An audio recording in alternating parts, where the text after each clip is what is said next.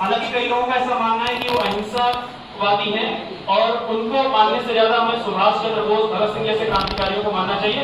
तो मेरा मानना है कि स्वतंत्रता प्राप्ति में जिनका भी योगदान रहा उनकी तुलना करना शायद आजादी दिलाने वालों का अपमान करना होगा। उनकी तुलना नहीं, सब व्यक्ति अपनी जगह पे सही है। किसी के मूल अहिंसावादी रहे, किसी ने अहिंसा का पालन किया तो किसी ने हिंसा के मार्ग को चुना देश की आजादी के लिए, क्रांति के मार्ग को चुना देश की आजादी के लिए। मैं आपको महात्मा गांधी की घटना सुनाना चाहता हूँ और ये घटना चार्ली चैपलिन, आप सबने नाम सुना चार्ली चैपलिन?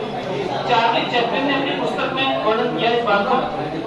चार्ली चैपलिन वहां पर गांधी जी से मिले, चार्ली चैपलिन से भी हुई। तो चार्ली चैपलिन अपनी पुस्तक में इस बात को लिखता है और आपको यहाँ से महात्मा गांधी के कैरेक्टर के बारे में पता चलेगा कि कितनी बड़ी हस्ती महात्मा गांधी है। चार्ली चैपलिन जब महात्मा गांधी से मिलने आता है तो चार्ली चैपलिन से महात्मा गांधी मजाक में कहते हैं कि आप तो इस दुनिया के सबसे बड़े जोकर हो।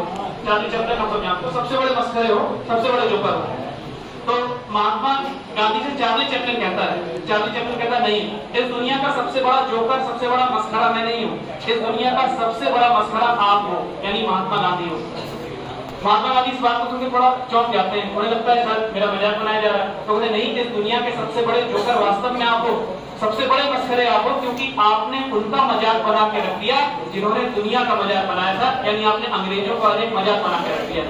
ये महात्मा गांधी के शब्द थे, चार्ली चैपलिन ने अपनी पुस्तक में इस बात को लिखा है। यानी आप इससे पता लगा लेना है कि महात्मा गांधी, चार्ली चैपलिन जो कि वहीं के रहने वाले हैं, उनकी दृष्टि में महात्मा गांधी कैसे व्यक्ति हैं। यानी महात्मा गांधी को मानते हैं कि यही व्यक्ति है जो भारत को आजादी दिला सकता है। लेकिन इसके अलावा भी कई लोगों का योगदान रहा, चाहे 1857 की क्रांति हो जिसमें झांसी की रानी लक्ष्मीबाई, कुंवर सिंह, कुंवर सिंह के अलावा मौलवी अहमदुल्ला, जिनके मैंने आपको मौलवी अहमदुल्ला की भी एक कहानी सुनाई थी। 50,000 का इनामी 1857 की क्रांति में उसी को कहते हैं।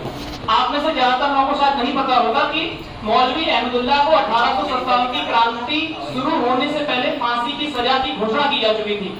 उन्हें फांसी की सजा दी नहीं हुई थी, फांसी की सजा की घोषणा हो चुकी थी। लेकिन जब 57 की क्रांति शुरू हुई तो व्यक्ति जेल से भाग गया, उसके समर्थकों ने जेल से छुड़वा लिया और उसने जेल से आजाद होने के बाद कहीं बाहर जाकर नेपाल जैसे देश में छुपने की कोशिश नहीं की, बल्कि उसने वहीं पर रहकर लड़ने का प्रयास किया और लड़ते लड़ते अपने देश के लिए शहीद हो गया।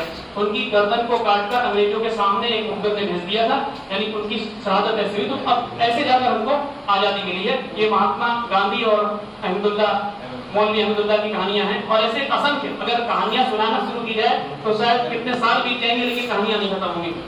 लेकिन वर्तमान परिप्रेक्ष्य में आज की हम एक बार बात को देखे महादानी बने जाते हैं। भारत की माटी ही विलक्षण है धृत जात, भारत की माटी ही विलक्षण है धृत जात, कान्हा खुद ईश्वर के मानी बन जाते हैं, उद्धव जैसे ज्ञानी यहाँ मूर्ख बन जाते और कालिदास जैसे मूर्ख ज्ञानी बन जाते हैं।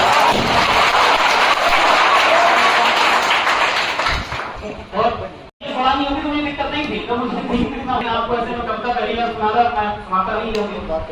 भारती के वीरों शांति व्रत तोड़ दीजिएगा, शत्रुओं के लिए विनाशकारी बन जाइए।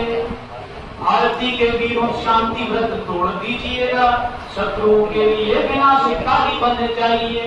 कि बालिया जो दूसरों का हक छीनने की ताक में है, आप श्री राम से शिकारी बन जाइए। कि बालिया जो दूसरों का हक छीनने की ताक में है, आप श्री राम से शिकारी बन जाइए।